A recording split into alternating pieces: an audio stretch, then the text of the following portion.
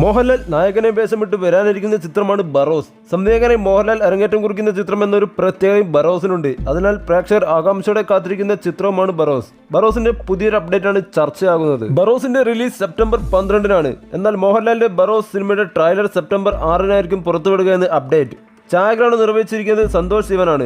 ജിജോ പുന്നൂസ് എഴുതിയ കഥയിലെടുക്കുന്ന ചിത്രം 3Dയിൽ എത്തുമ്പോൾ ആകെ ബജറ്റ് 100 കോടിയിൽ എത്തുമെന്നും റിപ്പോർട്ടുണ്ട്. മോഹൻലാൽ നായകനാവുന്ന ഒരു ഫാന്റസി ചിത്രമായിരിക്കും ബറോസ്.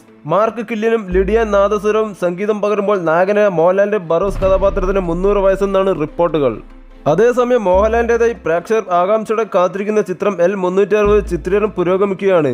L360ന്റെ ഓരോ രംഗത്തെക്കുറിച്ചും വലിയ കൗതുകമായിരുന്നു മോഹൻലാലിന് സംവിധായകൻ തരുൺ മൂർത്തി വ്യക്തമാക്കി. കഥ കേട്ടപ്പോൾ ആവേശഭരിതനായെന്നാണ് മോഹൻലാൽ പറഞ്ഞതെന്നും ചർച്ചയായ L360ന്റെ സംവിധായകൻ തരുൺ മൂർത്തി വെളിപ്പെടുത്തി. നായകൻ മോഹൻലാലിന്റെ ലുക്കുകൾ നേരത്തെ ചിത്രത്തിലായി പ്രചരിച്ചിരുന്നു. മോഹൻലാലിന്റെ നായകനേക്ക് രജപുത്രൻ നിർമ്മിക്കുന്ന ചിത്രമാണ് L360.